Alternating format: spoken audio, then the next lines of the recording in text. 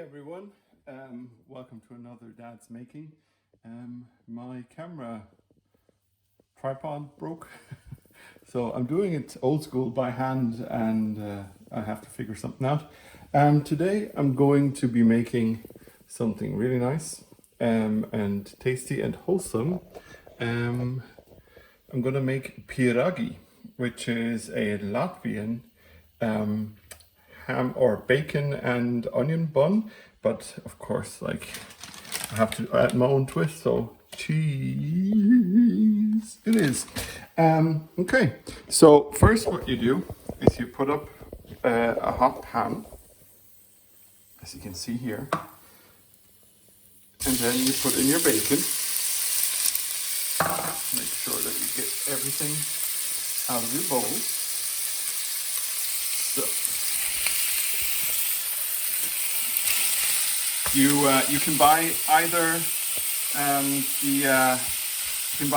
the pre-chopped bacon if you want to, or you just buy rashes of bacon.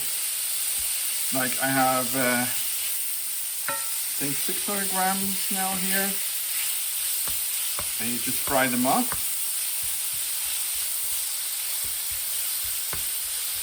So you do this first because you want your filling to cool down before you put it into the dough later. And yeah, so basically you leave that fry a little bit before adding in your onions.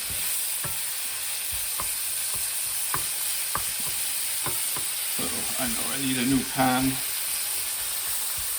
but you know, Christmas and all, it's not that easy, huh, to do. So, but yeah, I thought I'd try something wholesome this time, and next time I'm gonna go back to sweet baking, where I'm gonna make something really nice again from Bavaria, or you might have heard from Nuremberg. They're called Elisenlebkuchen, which has a lot more fruit and nut in it than the ones I showed you a few weeks ago. So,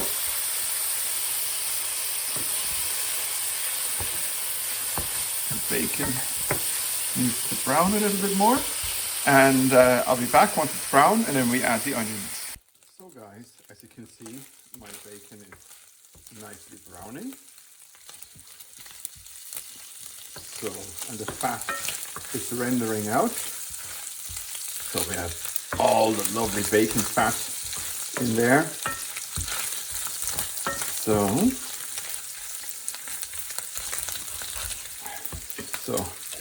And now it's time for, like I said, it's 400 to 600 grams of bacon, and then 2 large onions. Just try to get everything in. So, and you like chop them as fine as you like. I've diced some, and I've like crescent mooned or half mooned some. So, and now this will cook for a little longer before we add our cheese. So let's wait and see how that goes. So, as you can see now, our bacon has turned a nice dark color, and our onion chunks are glazy, I think is what you call it in English, in German glasig, so they're turning slightly translucent. Okay, and like I said, I wanted to add some cheese to this. Cheese, please. So, but first, to get the ball rolling, I will put in some milk. And now I'm gonna add my cheese. So, I'll get my milk, and I'm just gonna stir in the cheese into our mixture. and I'll melt it down. And once this is melted and nice and tasty, I'm gonna take it off the heat and let it cool down. So the next step will be our dough. It's a yeast dough. So make sure to get your yeast ready. So see you in a sec. So now let's get started on our dough, huh? So first what you need is a good tablespoon and a half of dry yeast and warm water in a glass or in a cup or whatever. Just make sure to mix it well and then set it aside because it will froth up and activate your yeast, right? So next, just get my trusty iPad. Next we need 60 grams of butter. So let's grab our butter.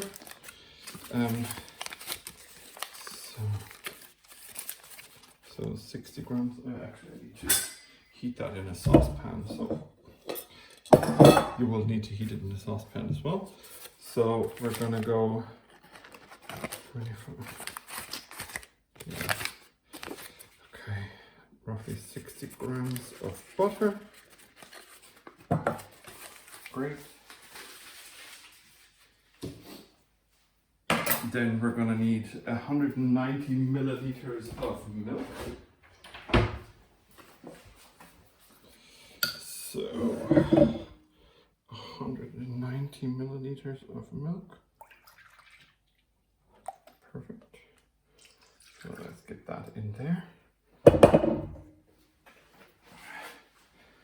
And then 8 teaspoons of caster sugar or granulated sugar. So let's get that in there. 1, 2, 3, 4, 5, 6, 7, and 8. Perfect. So, and now we will need to heat that up until until the butter is melted and the sugar has dissolved in the milk, and then we will continue. So now the mixture here in the pot of milk, butter, and sugar is down to a lukewarm consistency. Okay. Now we need 1 egg beaten. So let's use this one. I actually need it. I don't. I'll actually just whack the egg in here and then beat it in there because might as well. So.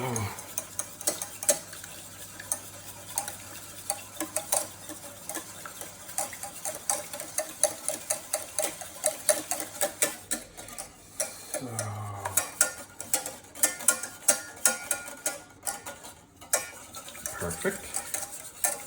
And now, as you can see, this has become slightly frothy in here. So this is our yeast being activated. So now let's make sure we get it in here.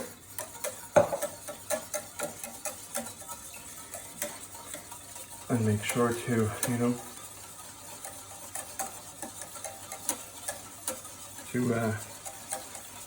mix that through perfectly or properly, not perfectly. We're not perfect, we're just,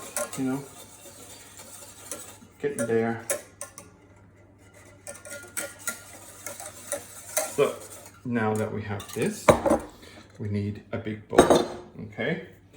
So, and we are going to add roughly half of our flour, so 220 grams, into here, and we're gonna add a slight bit of pepper and some salt. I've already peppered the mixture, so I don't want to use too much pepper. And here I've mixed various herbs like thyme and rosemary, basil, parsley, yeah. And I'm going to put that into, this is not traditional, this is me trying things.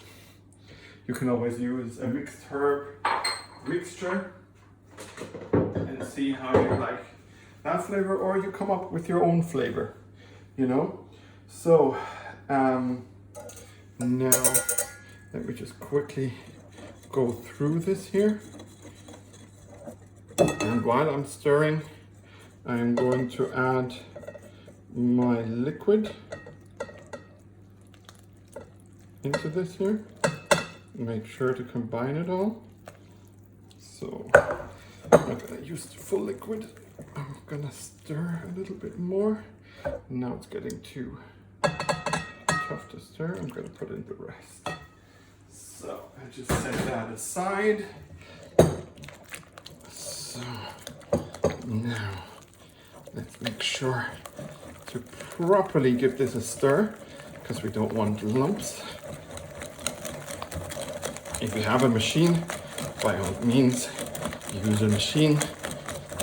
But as you know, how I always say, a bit of elbow grease also does it.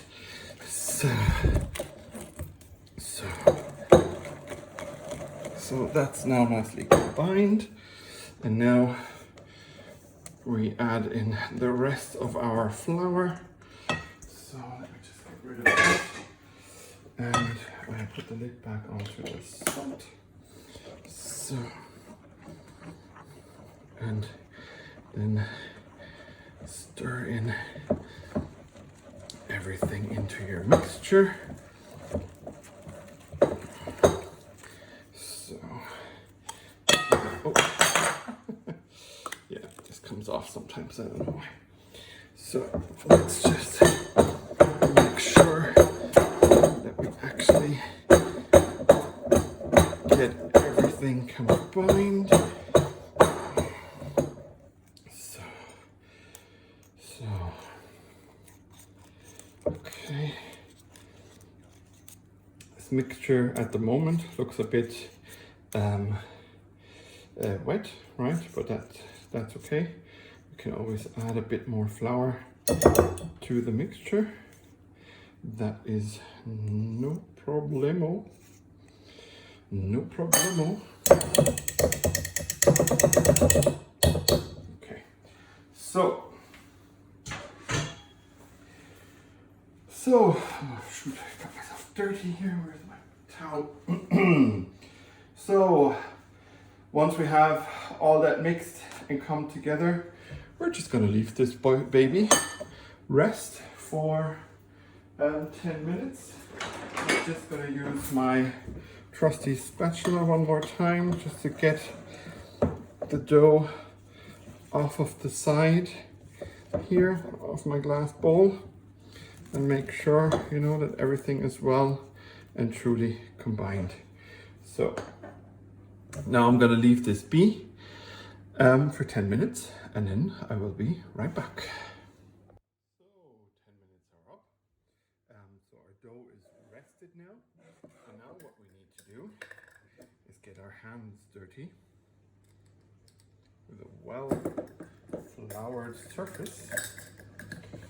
So let's try to, let's flour our surface first, huh? So, okay.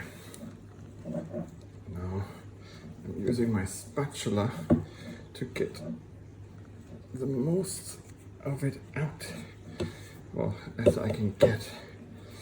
If you don't have a spatula, probably you should get one, just so that you really get the most out of your doughs and everything, because otherwise, you know, you might have some issues with getting your dough out.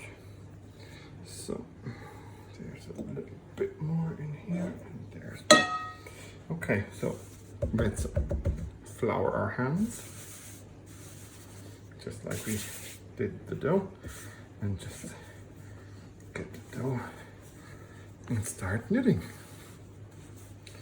And you will start to feel your dough change from very wet, sorry, sometimes I still have the B and the W issues in English, because in German we pronounce them the other way around. So basically you're just gonna use some elbow grease and your hands now and knit this puppy for a good few minutes. So let me just check. Yeah. So 1 sec.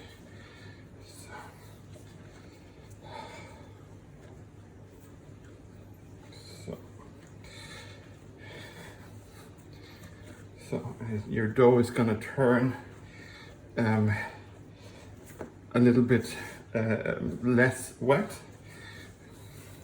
Just make sure that your hands are nice and floury. With this, you're activating the yeast again a bit more. So, and yeah, you're just going to be knitting like this for 5 or 10 minutes. Or until you feel like, when you've done this a few times, until you feel that your dough is nice and elastic. You're gonna need a warm space, because we're gonna leave our dough alone for an hour or hour and a half, or until its size has doubled. So make sure to have a second bowl ready. Use a bit of oil, and then use your hands to spread the oil in the bowl so that it's lightly oiled. So yeah, and use a dry and warm place. You can turn on your oven while you're knitting, like I have.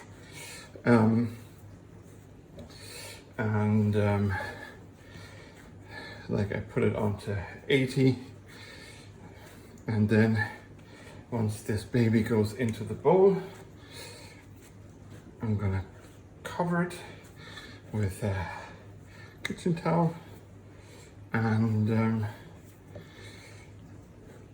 then turn off the oven and put it in, and just leave it then for an hour or hour and a half, or until it's, you know, until it's ready.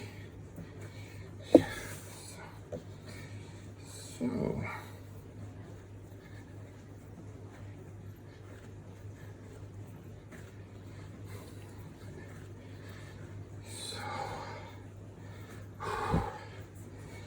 okay, like so, we're almost at 5 minutes. And then I'm gonna get the bowl. If you want, of course, you can knit longer.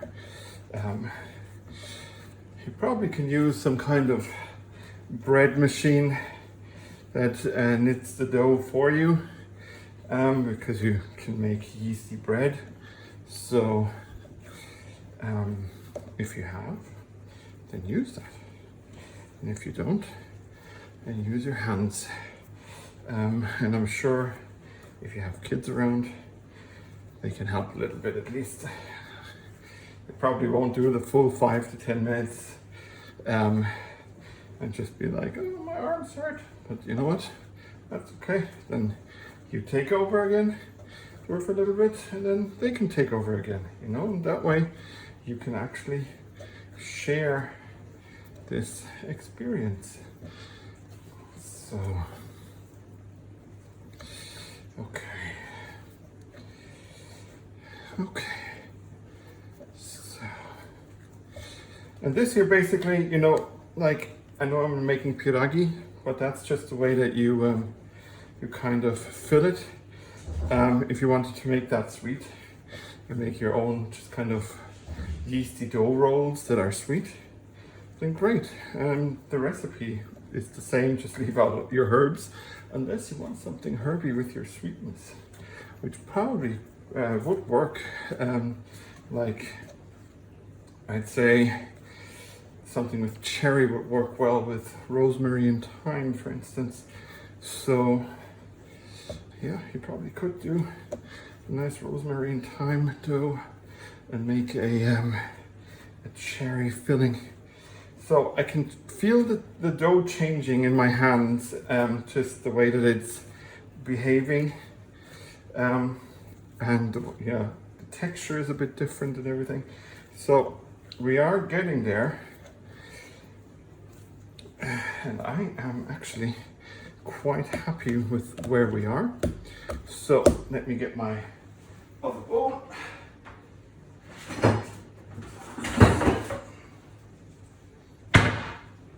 So here is my other bowl. Great. I'm going to use a little bit of vegetable oil, not too much. If you have a spray, you know, like oil spray dispenser type thing, then use that. I'm just going to use my hand and spread the oil around so we don't stick. So oven off.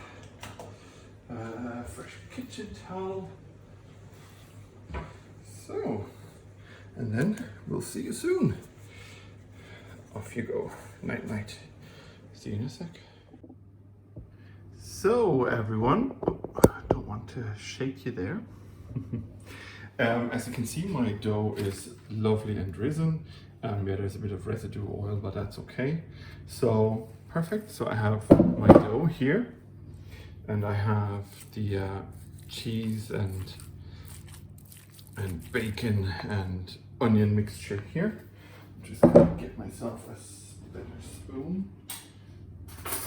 Yeah, maybe a teaspoon, just to ensure that I can get as much of the lovely goodness into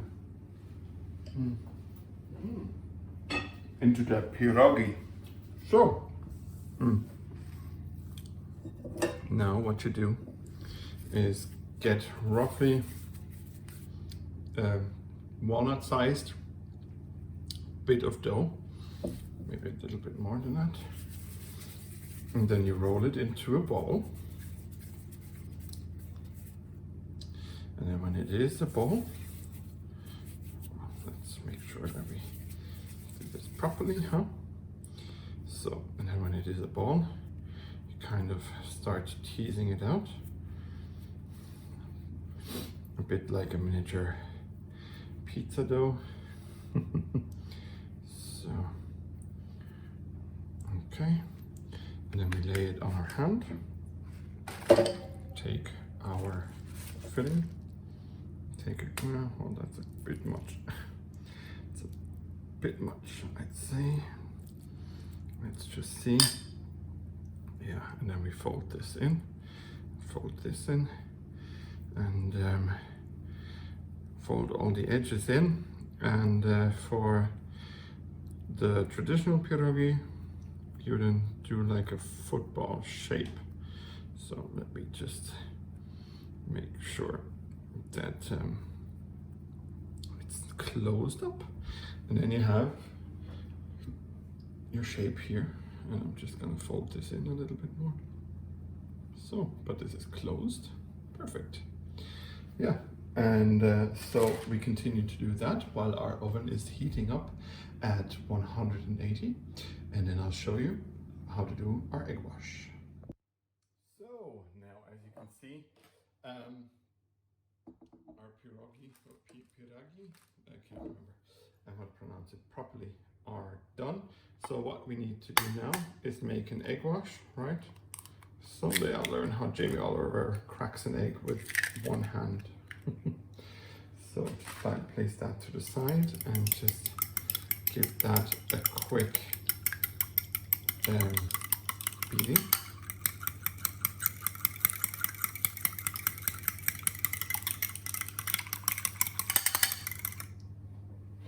And a dash of water. So, and then if you have one of these, a brush, then great. So basically, then you just brush your piragi with egg wash.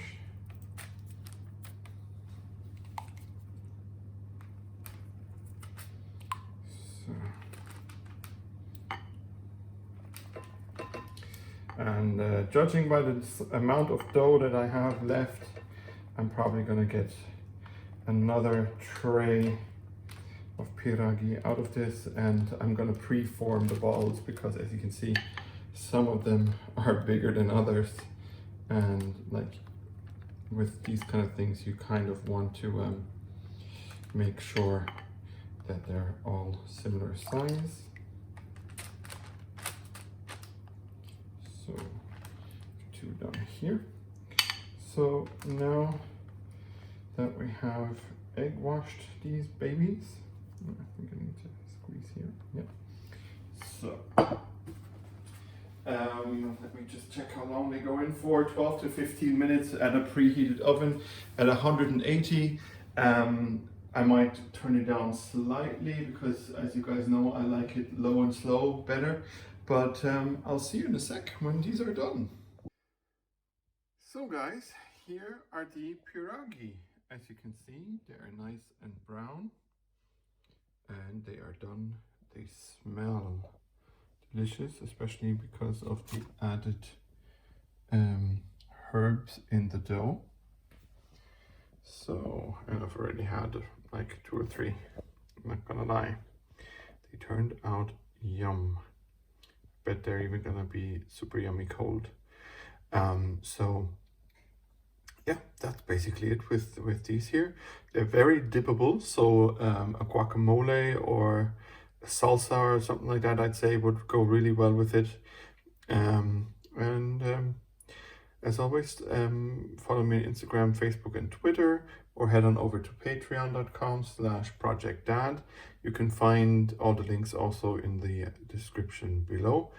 Please also hit like or the thumbs up on YouTube and subscribe to my channel, and hit the little bell, ding ding ding, just so you know when I upload another video.